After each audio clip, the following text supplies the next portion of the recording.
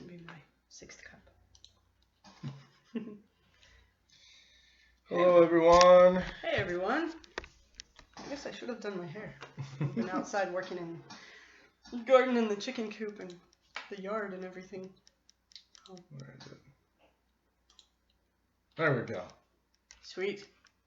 That's what I wanted. How's everyone doing today? Is it absolutely gorgeous out? Yes. I feel like, well, all of our kids are excited to clean out the pool, and then they were really sad that we couldn't fill it up and swim tonight. It's not quite that warm, although if you ask me, it's really close.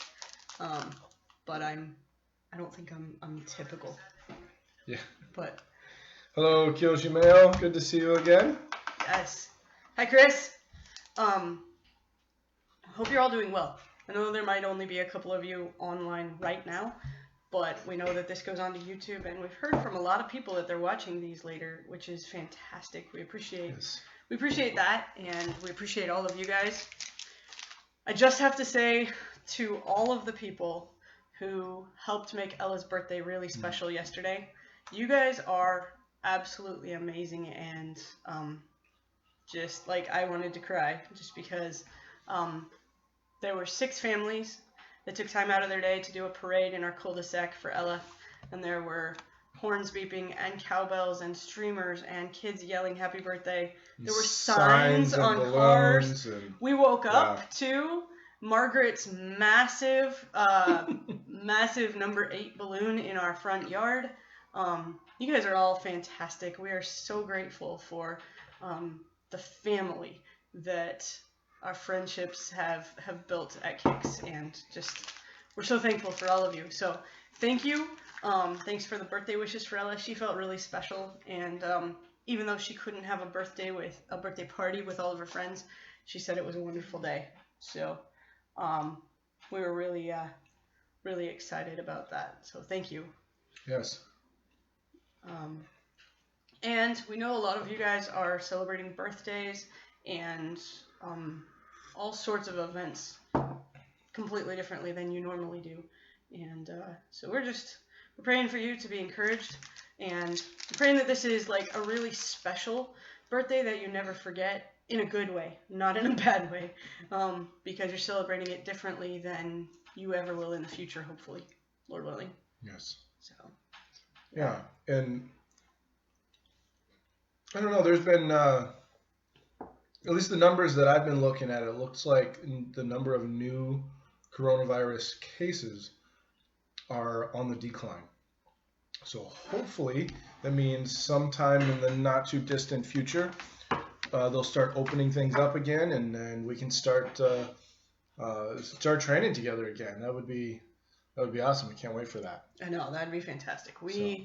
I actually I can't think about it too much because we're that excited about getting back to the dojo with everyone. Yeah. Especially because Troutdale Community Church has that massive yard, that massive space that we can all be outside safe, working out together, even if we aren't comfortable with going into the dojo and closing the door and breathing the same air for a while. We could still be in the same space when they lift the ban, and Pastor Gary is comfortable with that. So that's exciting. We've got at least 4 different flat spaces we can use. But you guys all know, we don't just train on flat spaces. Sensei Gabe is mean and makes you train on hills and things. I was thinking, we did rolls outside. It wasn't too mean. They all were able to do rolls downhill. So yes. But anyways, we've got some trivia, some more fun, and the trivia that we have today is meant to lead into some stories. We want you guys to we want to use this time to have you guys. Which way am I going? No, other way. It's okay. to allow you guys to get to know us a little bit better, even through this time. So, in these this first question, the first few questions, I'm going to give a statement, and you have to figure out who it applies to. Whose story it was. Either mine, Sensei Jenny's, or both. There's not going to be a neither option in this one. Yeah. But Yeah. All right. So for this first one, which one of us, or was it both of us, that flew in a rescue helicopter? I'm going to let you guys figure that out. Post in your comments your guesses, your answers, and we'll go from there. I'll just say one more thing. This is actually really exciting because if you guys have been with us for any amount of time in the dojo, you know that we love to get to know you guys, like as individuals.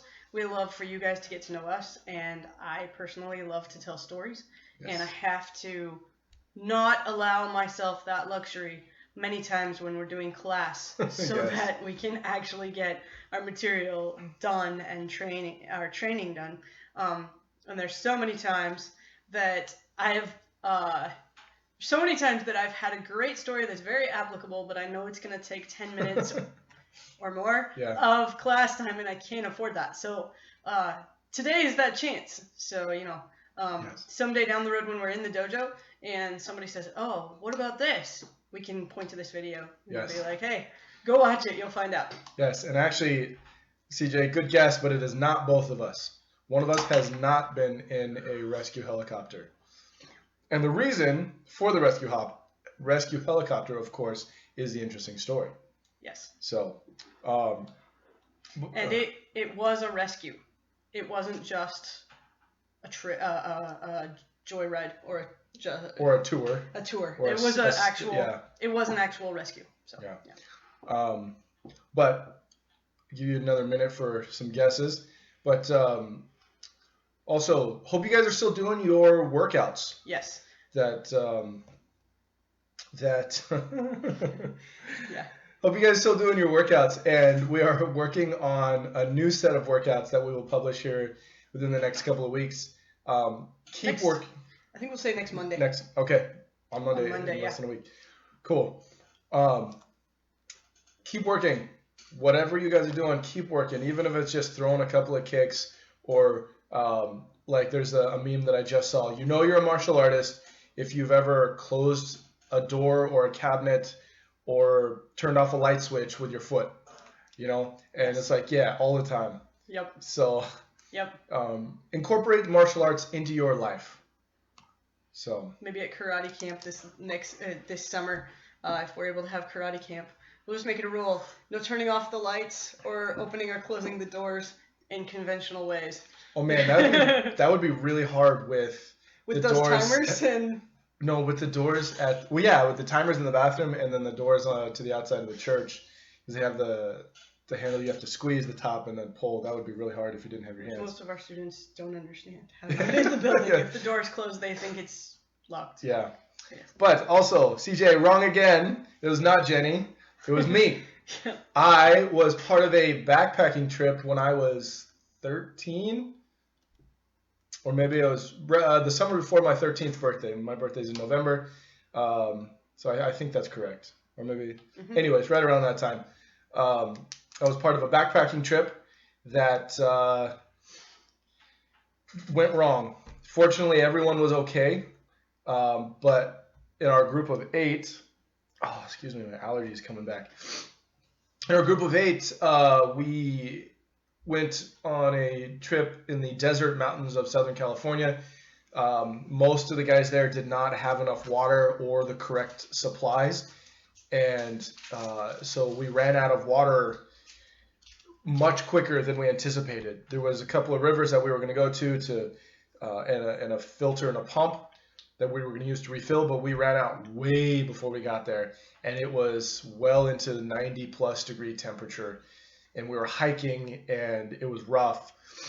And at one point, when we had completely run out of water, we kind of stopped and said, well, what are we going to do? And there was 2 adults and 5 junior high school aged kids. And the question was, the river that we're supposed to get to is only supposed to be 2 miles from where we are. It's not that far. But if the trail is as bad as it's been for the last 6 miles, this is going to be really rough. What do we do?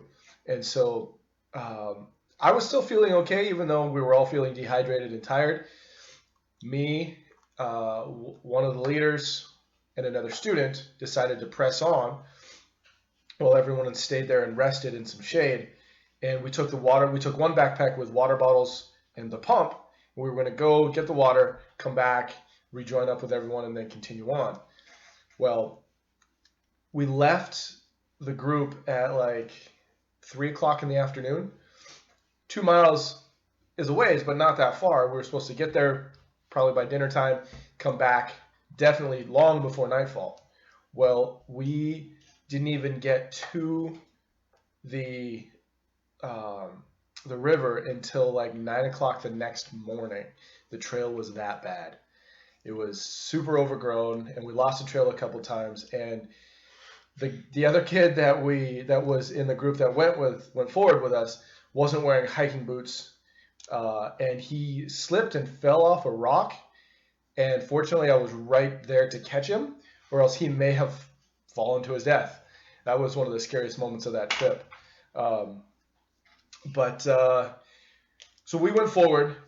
We finally got to the water. We filled everything, and we started coming back the next morning. But just before we got to the spot where we met up with everyone, or where we left everyone, we hear a chopper circling around a ridge and coming in view. Turns out the other group, when we didn't make it back that night, that next morning they decided to go back, was it the 5 or 6 miles without water, without supplies, and go back to the trailhead and get in contact with the rescue team. And there was a restaurant back there, and they were super dehydrated by the time they got back. And when they were asking for help, the lady at the restaurant thought my dad, who was the other leader of the group, thought he was drunk because he was so dehydrated and so delirious. And so they ended up literally just sucking water from a hose outside because she wouldn't help them. But finally somebody came and they figured out what was going on. So they called in a couple rescue teams, two foot teams and one chopper team. And if the chopper team couldn't find us on the first pass, then they would send in the foot teams. But the chopper found us on the first pass, and they lowered a guy down from a winch on the side on the harness, and it was super loud and super windy and everything, because I'd never been around a helicopter like that before. But they winched us up one at a time, got us up to the top, pulled us in, and it was a huge helicopter. I forget what exactly it was, but there was like 7 crew members on that chopper just to rescue the 3 of us. But they pulled us up, got us in, kind of got us checked out medically. We were okay. We got reunited with our group, and that was the first 2 days of a 4-day backpacking trip. That story always makes me thirsty. I know, right? It was a crazy trip. It was a crazy experience. Yeah. Oh. Yeah. I'm glad you're okay. That was one of the first stories I ever heard about Gabe when we met. Yeah. It was one of the first stories he ever told me.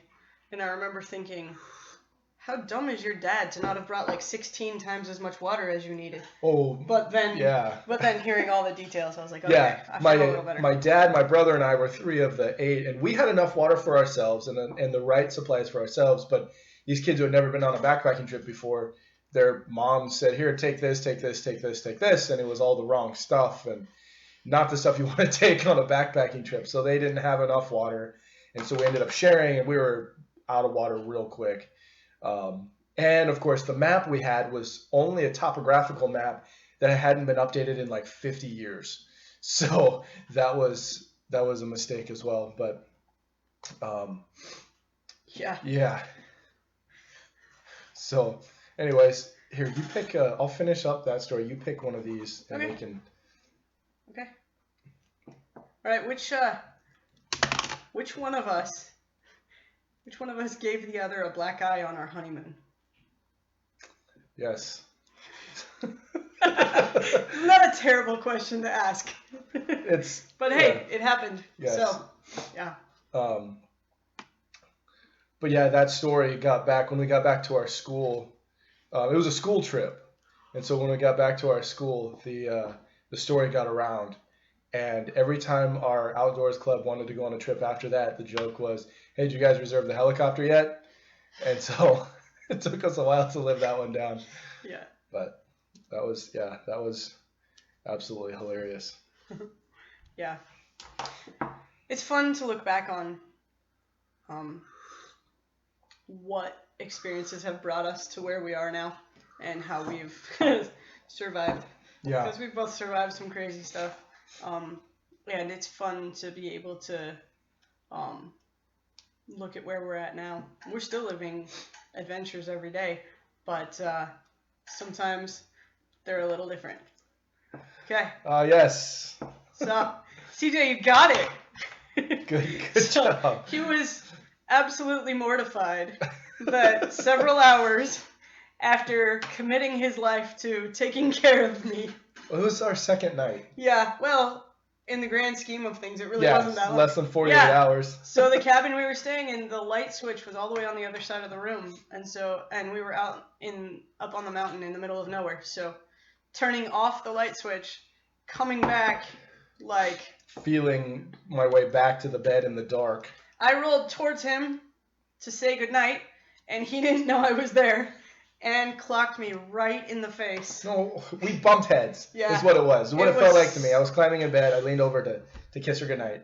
And it was just kind of one of those bumps where you're like, wake up the next morning and she's got a shiner. It was like, we woke up and he was like, good morning. Oh my gosh, I'm so sorry. So, yeah, it was fun. It was funny.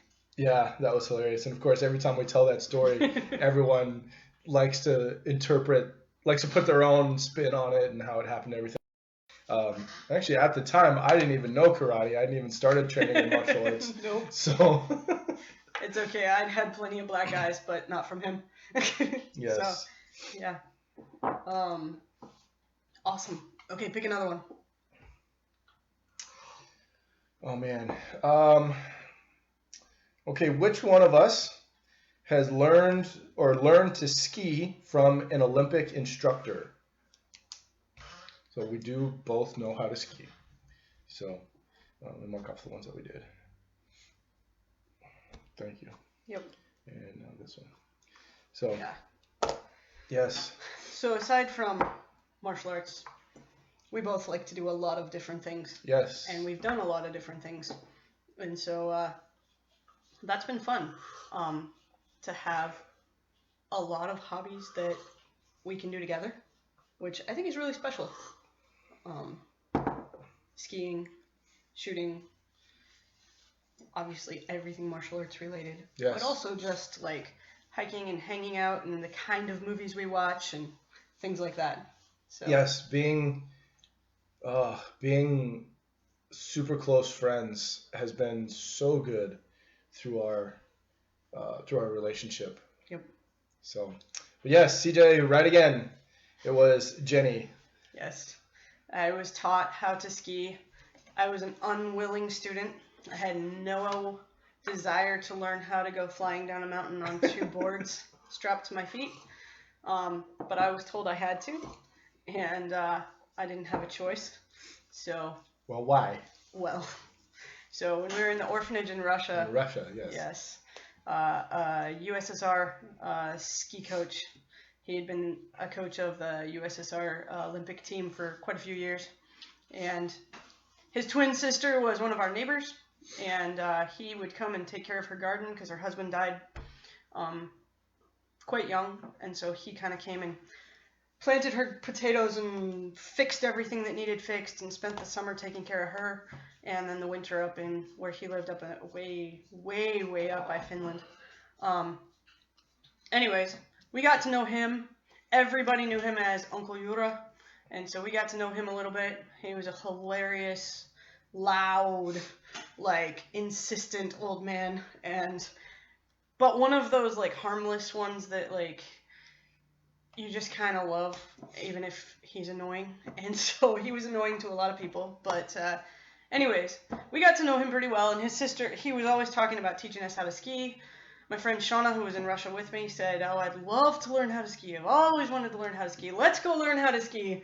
I was like, "You can learn how to ski. I'll stay on the ground. I don't want to go flying down mountains in Russia." And he kept going, oh, I've got all the gear, I've got all the equipment, I've got all the clothing, I've got all of the things. I can take care of absolutely everything. All you got to do is bring yourselves. Come stay in my home with my wife and my granddaughter and I. You know, stay for a month, stay for 6 weeks. You'll be skiing better than anybody in America. All these things. And it's kind of funny. And we said no thank you. And we thought, you know, we're here to work in the orphanage. We're here to, like, I mean, we were in charge of our own agenda and everything, but we were like, nah, let's not go randomly go stay with some guy. But the more we got to know him over the second summer he was there, the more we realized, like, he was a really special friend. See, it's true. Excuse me. Side note, in Russia, if somebody sneezes when you're speaking, that means that proves that whatever you said was true. So, there you go, there's a superstition. Oh, man. But, sorry, babe. But anyways. It's this time of year. Yeah, we decided to take him up on his offer. His sister was like, she would call probably 6-7 times a day. Oh, I talked to Yura. Oh, he's so excited you're coming. Oh, you've got your tickets, right? Are you coming? Make sure this, make sure that. And so when we actually went up there, you think martial arts instructors are intense. You think senseis are tough. Man, this guy was like, no mercy. Old school. He took us, like, we arrived like 10 something at night, and we drove to his house, and we stopped to stare at the northern lights for a while. That was absolutely incredible. We got to his house at like 11:30 at night. His wife sat us down and fed us this huge meal, and so at like probably midnight, 12:15 a.m. he's like, all right, it's time to learn how to put ski boots on. I want you to do it 30 times before you go to bed. I was like, it's after midnight, but we were putting ski boots on. And then the next morning he had us put the boots on, put the boots into the skis, take them back out, put them back, like take them off, take off our socks, take off our jackets, take off our ski pants, lay them down on the couch, and then put the whole process on all over again. I want to say he had us do that 50 times before lunch. So there was a lot of time that we spent learning how to get dressed to ski. And so then when the first time we went actually to the slopes, he lived on the 6th floor of a building with no elevators because that's lame. And so, no, up north that far, they don't put elevators in because all of the hydraulics and everything will just freeze up, and so it's pointless. And so he had us put on ski boots and all of our clothing, carry our skis and our poles, and go down 6 flights of concrete steps. That was my very first experience walking around in ski boots. So, and then we walked all the way to the slopes, which is about 1.5 miles. So that was our warm-up. But I can ski now. Very well. I resisted because I was scared, and so finally, like, I was scared and I kept balking, and finally he goes, look, you either have to be more afraid of me or the mountain. And I was like, that's not something I wanted to hear. And so him chasing me, waving his ski poles was a great incentive to learn how to not be afraid of the mountain. So Nice. That's there, awesome. yeah, there you have it. So Yes. he had us skiing in a storm where I could not see my own feet. The snow and wind was blowing so hard, and he was right behind me. I could hear his voice and the wind, and that's all I could hear. And he was like, if you listen to me, you won't die. And I was like, I never wanted to be in this situation. I've only been skiing. That was the 6th day of skiing, and apparently I was good enough to get down the mountain and be still be alive. So. Yeah, well, you taught me how to ski. I was Yes. slightly kinder to him than Yura was to me. Well, and I also think, although I wasn't there when you learned how to ski, I was more of a jerk to you than you were to your instructor. So I was. That's very true. I was. So whatever harshness I received from you was earned, was deserved. Well deserved. Yes. That's awesome. Yeah. No, he had us riding when we got back from the mountain. That was another thing. He had us riding pages and pages and pages. He's like, everything I told you, I want you writing it down. I don't care if it's English or Russian. Just write everything you remember that I said. And then he'd try and read it, so I started writing in English. Nice. Good story. Yeah. All right, so next question. All right. Which one of us has wandered the streets of Jerusalem alone? I'll leave it at that. We've both been to Jerusalem. I wasn't going to say that. Really? No. They know. Most of them know. Most people know. Yes. But, yeah, I know there's not many of you in the chat, and that's fine. This will go up on, of course, it'll be on Facebook, it'll be on YouTube, and a chance just for everyone to get to know us. So, yeah. But CJ, we appreciate it that we're actually, like, being answered by somebody, yes. So thank you. But yeah, our time in Israel.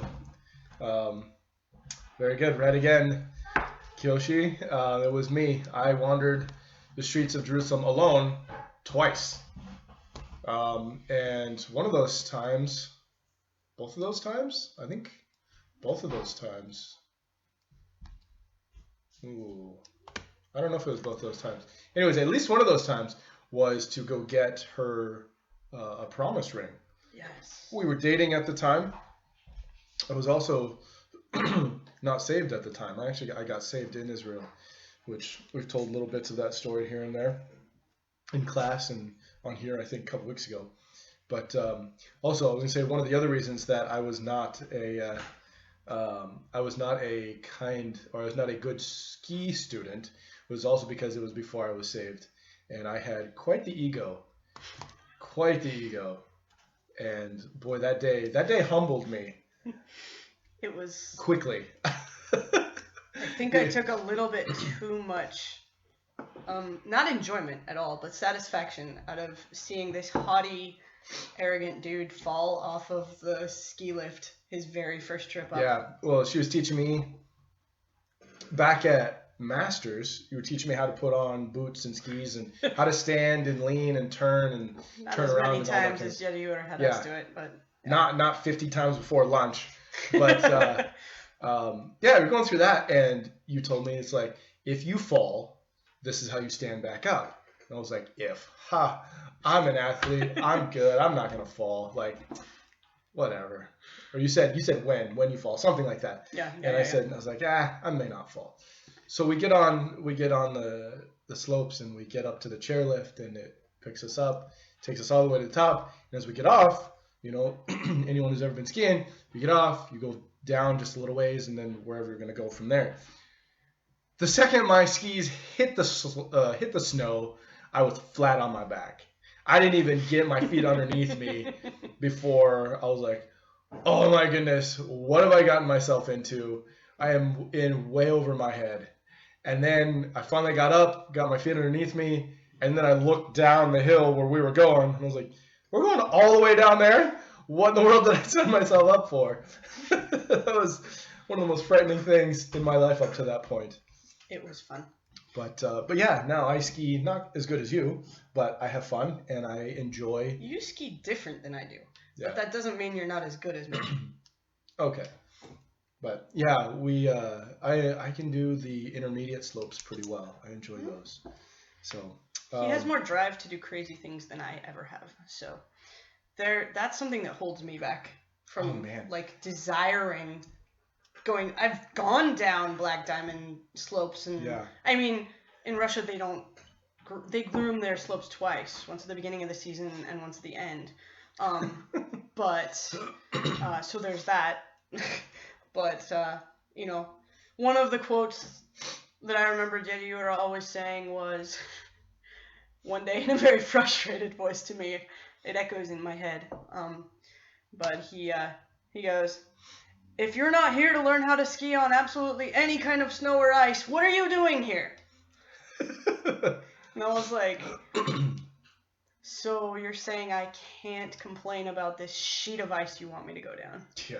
Okay. Skiing on ice it's terrible. Yeah, it's fun though. Yeah. Yeah. But Jerusalem, just a note about Jerusalem. So Gabe was able to walk around somewhat safely Yes. in Jerusalem alone. Although it wasn't smart to be by myself, even though I'm a guy No. and I'm an American and whatever. Pretty safe, fairly safe. In certain for me. areas. Yeah, in certain areas to be by myself. But it was not a smart decision. I should not have done that. Yeah. But And that was also before I got saved. And all of my yeah. all of my self-defense training was just like Red going flag off after in red my flag head after red the flag. whole time. I was like, not worth it, not worth it, not worth it. I'm not wandering the streets of Jerusalem alone. And some of the people that did, by God's grace, they were okay, but they came very close to. I mean, we had to go rescue a girl one day because she was just being stupid. Yeah. Things like that. So, anyways, I had a boyfriend.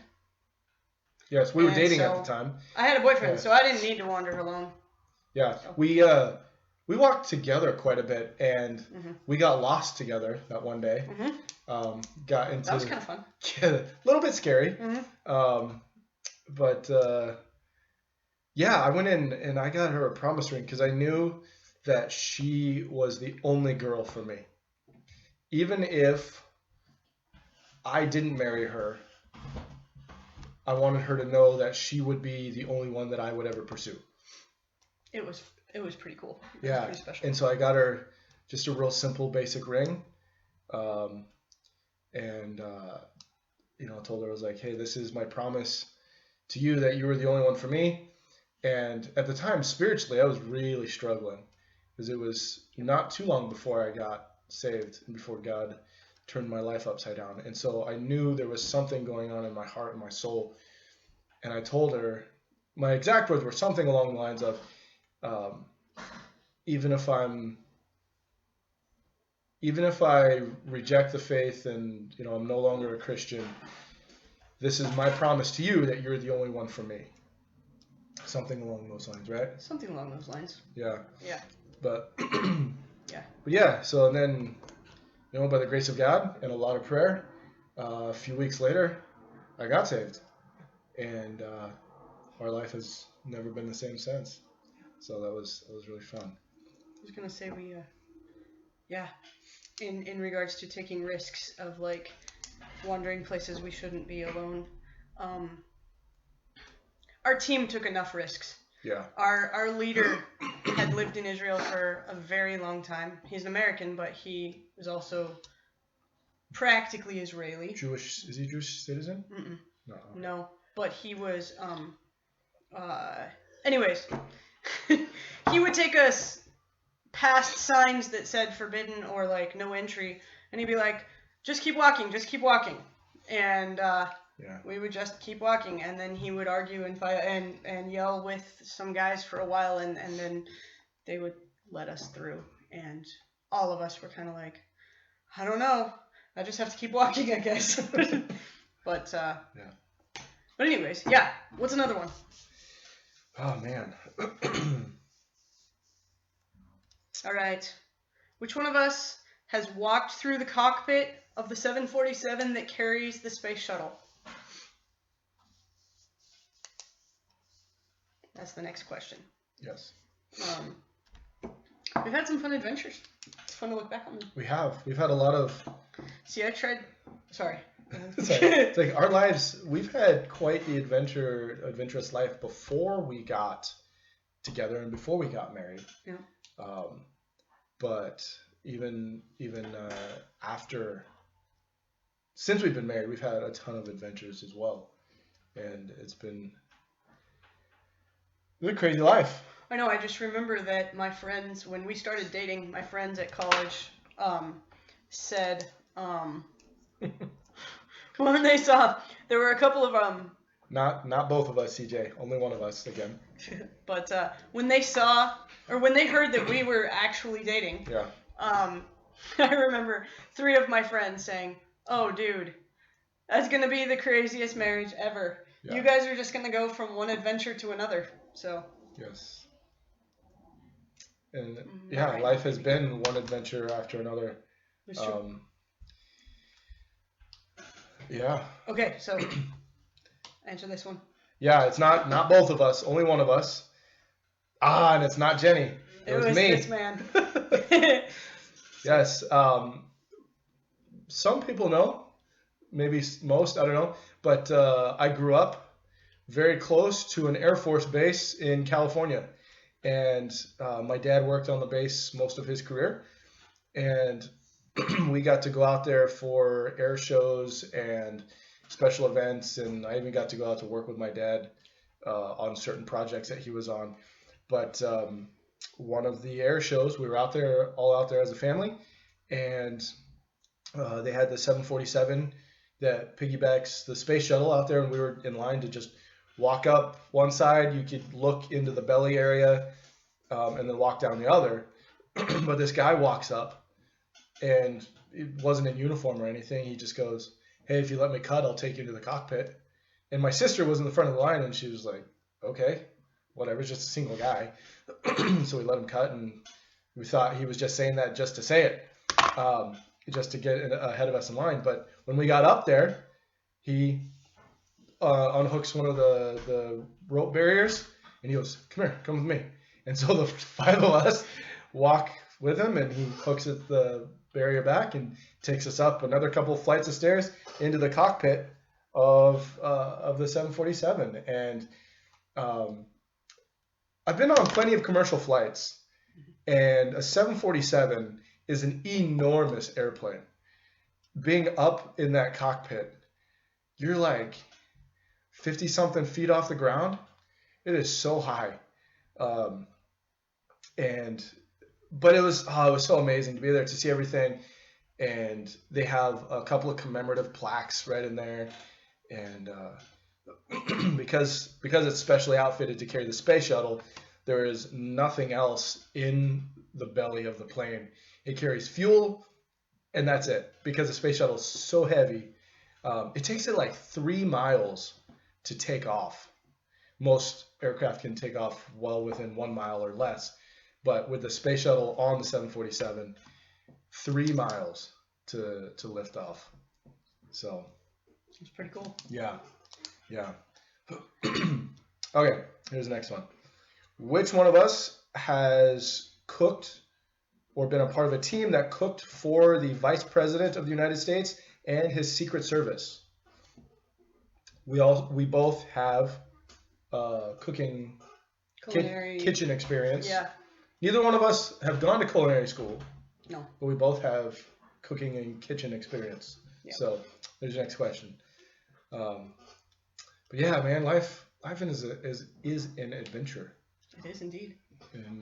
And it's a series of adventures. So yeah. I tried not to write down any stories specifically about living in Russia, but there's hundreds of thousands of adventurous stories about that as well. In complete honesty, there is a time in the future that I will sit down and write a book about the 4 years, just under 4 years that I spent in Russia, because it was truly remarkable, and every single day was something just pointed straight to God's grace in my surviving and being alive, and I am still impacted deeply on a daily basis by the time I spent there. And it seems like a very short amount of time, but I think anybody who's had a really intense, and I would have to say anyone who's had a really intense and difficult time, that's going to define you for the rest of your life, for good or for bad. So I'm super thankful. I consider myself really privileged to have lived there. Yeah. And there's a piece of my heart I left there. And that's a good thing. That's a very good thing.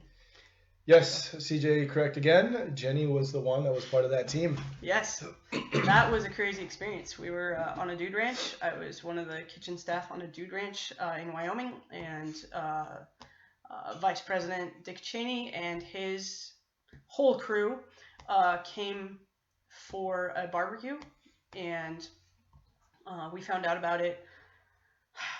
They rescheduled it 4 or 5 times, but we found out about it like the day before. So we were smoking ribs and brisket and all these different things. And it was pretty intense. It was pretty crazy. just knowing who we were going to cook for, and then the day of finding out that he wasn't bringing 25, he was bringing 85 staff. And so instantly having to figure out how to feed not 30 people but 100 people was pretty crazy.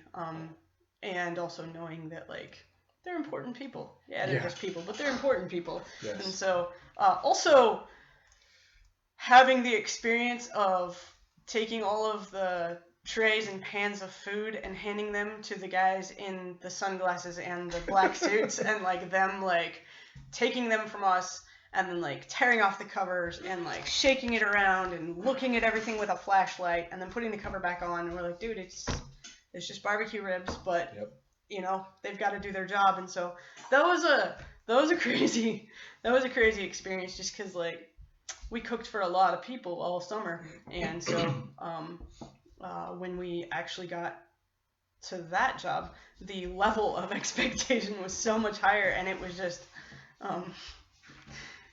it was pretty cool. One of my favorite parts of that story is that you guys asked one of the Secret Service agents, like, if they had any allergies or if they wanted anything different, and he goes, nope, whatever he wants is what we get. Yeah. Yes. And so if it's peanut butter jelly and pretzels, that's what we all eat. He also said that they can't work that job if they have allergies. Yeah. And so, like, they have to be able to just which I've heard is, I don't know, I've heard something about the military being the same way. Somebody told me that I would never be able to serve in the military with my allergies. Ooh, at least not. But I don't know. Certain parts, I'm sure. Yeah. But so this next one isn't about us specifically, but it's a martial arts related thing, and CJ, you'll know this. But who developed the belt rank system that we currently use in the world? Every school has a different color order, but most martial arts schools adhere to some sort of belt rank system. Yeah. So, yeah. So who's... Oh, cool. We got a few more people in the chat. Awesome, guys. Welcome. Good to have everyone. I just asked the question, if you guys have another computer or phone or tablet available, you can look it up. Who was the one who... Thanks, CJ. Who was the one that developed... Who was the man who developed the belt rank system as we know it? So if you guys can look that up and drop that in the comments section, we'll see who can get that first. But it's super fascinating. The other thing about that is when the belt system was developed, it didn't have all the color belts that we do now. It had two belts, a white belt and a black belt, to indicate beginners and advanced students, or beginners and I don't know what they called, masters or whatever, but just the two. And then over time, they developed, they instituted they needed a way to show rank, to show where you were in your progress to black belt, which is where all the other belt rank, or the other color belts came from. So I need to check and see if that's our car. Oh, okay. There's a car alarm going on outside. So, yeah, it didn't sound like ours. It sounded too far away. But it goes off often enough. So,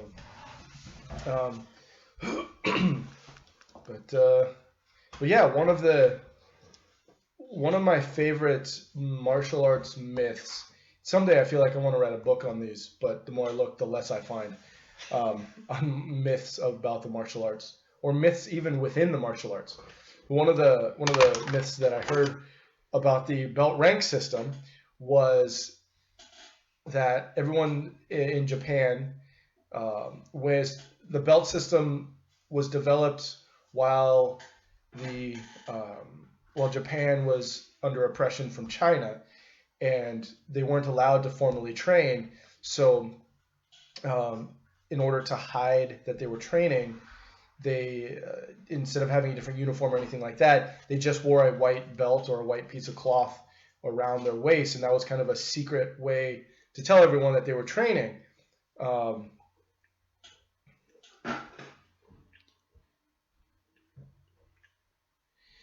oh, Mom, I'm not sure what you mean.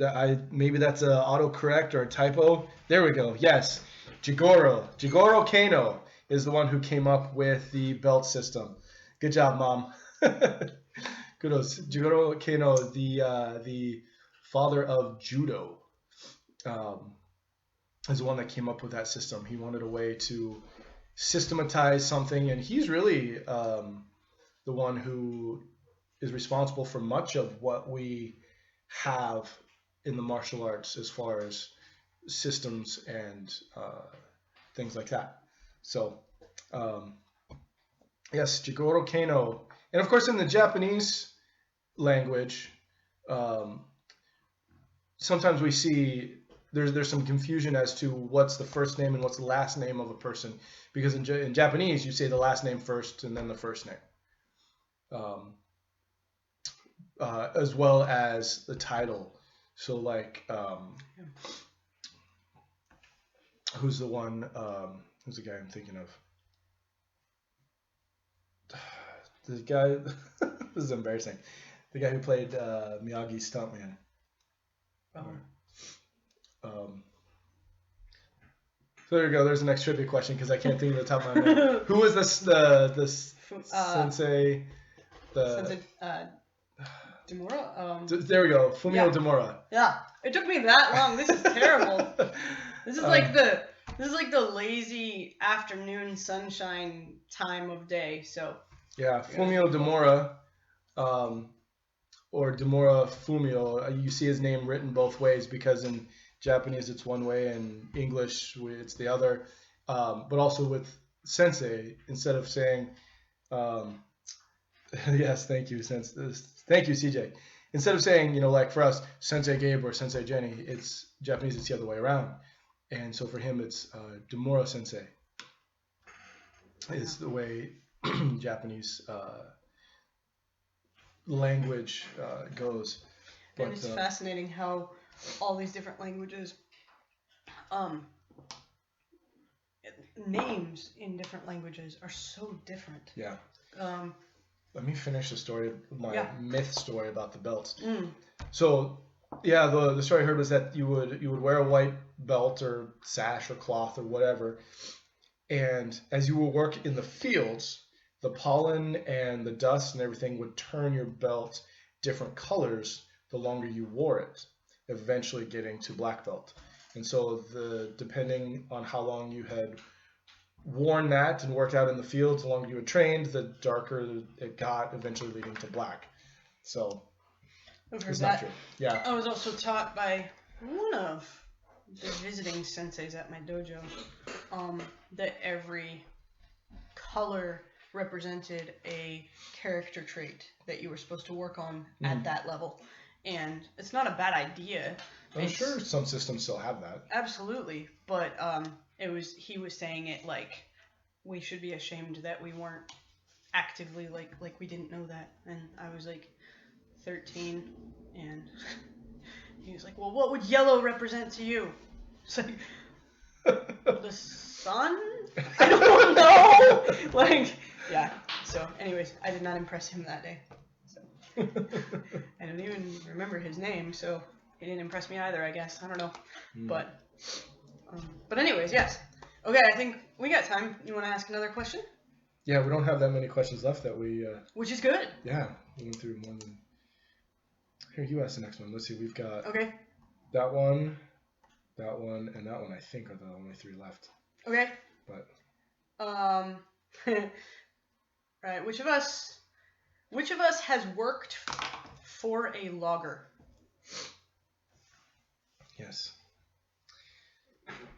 Vague question, but I know. It's hard not to give more details because there's so much to these stories that are so much part of our lives. Yeah. But yes. Yeah. Yeah. I hope this has been. Yes. Mom, of course, you know most of the jobs I've had, so you were correct. That was Jenny. That works for a logger. I worked for a logger for just about 6 weeks, but it was really fun because another crazy fact is I've always been a very weird kid, and when I was little, we went and visited some friends, and this friend was a lumberjack, and he ran a bunch of machinery, and my dad and him were hanging out talking. His kids were like not very nice, and so I didn't want to hang out with them, so I hung out with the guys. I was that kind of kid, and anyways, I was 6, and I remember thinking, this is about the coolest job I've ever seen in my life, taking these massive trees and turning them into lumber that you can build things with and other things. And so when I was really little, I wanted to become a logger, and my parents weren't thrilled. They didn't say no, but they weren't thrilled about that plan necessarily, but they didn't discourage it. Anyways, it was always kind of a little dream. So when we were making money to go to Russia for the very first time, a friend of my friend Shauna, who went to Russia with me, was a selective logger, and he owned about 60 acres that he was working, and he hired us to come clear brush for him. And so he would cut down the trees, and he would limb them, and he would haul them out on a truck and leave this big mess in the forest of limbs and... You okay? I'm good. Okay. Big crash in the corner by our game shelf. Yes. But anyways, yeah, it was really fun. That was like one of the coolest jobs ever. Not only because he had a lot of really cool tools that we got to use. We got to use his 4-wheeler. We got to use all of his chainsaws and his tools and like hand tools, and we got to use all sorts of fun things. And we got to be out in the woods. It was gorgeous. And he didn't care how long it took us. And so my friend Shauna and I worked really hard and cleared a bunch of brush, and then he came after a couple of days and said, "Hey, you made these big piles, now burn them." And so then we got to burn the piles. Nice. And just keep feeding them and watching them all day long. And we'd have like 3 piles going at once, and we'd keep feeding the fires and breaking it down until there was nothing left. And then we took the ashes and we spread them in the forest because it's really good for the forest floor. Yeah. So that was one of the most fun ways I've ever made money. Yeah, that sounds like a lot of fun. Yeah. If you're into that sort of thing, there's people who aren't. Yeah. But the only bad part about that was that he had 2 sons that were absolute nightmare terrors, and they would like run up behind you and grab a running chainsaw out of your hands and be like, "I don't want to do it," and not just like stop being annoying, but like super dangerous, you're gonna get us all killed kind of thing. So when they were home, that added a challenging element, but it's okay. Shauna's not very good with kids. She scared them off pretty well. So yeah. Yes. Oh man, hour goes quick when you're having fun. Yes, and I should say Shauna wasn't very good with kids. She's great with kids now. Yes, but, yes. Yeah. I'll send this video to her. She's gonna be like, "Yeah, they were terrible." She had to go to church with them for years, so. Oh, okay. Yeah, that's true. Yeah. But yes, they were crazy kiddos. Very cool. Oh, well, should we start wrapping things up? Or I think we probably should. Yeah. Awesome. Thank you guys for watching. And thank you for interacting. And yes. Thanks for listening to us just talk about who we were before martial arts was a big part of who we are. Because we didn't just do that because we're bored bored, or we don't want to talk about martial arts, but actually these are the things that like you're family to us. Yeah. And we want you to know who we are, and we'd love to know who you are outside the dojo. And so this is just a chance to get to do that. Yeah. So awesome. Thank you guys for everyone who participated in the chat and answering questions, and this is fun. We enjoy teaching. We enjoy being we enjoy teaching the martial arts. And I know this isn't, I don't know, I consider this still teaching within the martial arts. This is, for any of you guys who are watching this, we're in our advanced class. You guys know that on Thursdays we have a half-hour session after class where we can just sit and talk. And that's been a lot of fun. That sometimes we work out while we're doing it. Sometimes it's just a workout, and sometimes we talk or play games, and that's been a lot of fun. Mm-hmm. That has proved to be very beneficial for our group relationally and just to build camaraderie and everything. So it's good. And also the back in January, we took a handful of students up to a tournament, a small tournament in Tacoma, and the students that went with us, we spent 2 nights actually up there, and in this big old house through Airbnb, and that was such a special time. It really was. And it's those kind of experiences that bring us together and bond us. And so I'm really hoping that we get to travel to at least a couple of tournaments this year, not just to see all of our friends that we haven't been able to see for several months now, but just to continue to build a camaraderie with our school, because reality is someday one of you guys might take over for us, or have your own school, your own extension of Kicks Karate School. Yeah. So anyways, we hope so. Yeah. Oh, yeah. We appreciate you guys, and if there's anything you guys want to know, anything you guys want to ask, let us know. Write to us, and we'll do this again next week. But Thursday there's class usual from 3 to 4, but at 5:30 our time. Yes. There is a special online Zoom seminar put on by Jeremy Lesniak, and I want everyone to participate in that. You go to the I posted the event in our Kicks page. Go to the page. You have to register and save a spot. But I will email about that as well today. Yeah, that's gonna be an amazing chance to get some easy teaching from someone else, because you guys mostly just hear from us. So it'd be good to hear from someone else. So be a part of that. Mm-hmm. So anyways, love you guys. Appreciate you. Yeah. Keep working. Keep training hard. And we'll see you again soon, guys. Yes. Thursday, join us for class, and then Friday, join us as well. We're gonna have Friday be like our fun flag sparring and games day. Yes. So we're looking forward to it. So, anyways, guys, take care. See you soon. Bye-bye.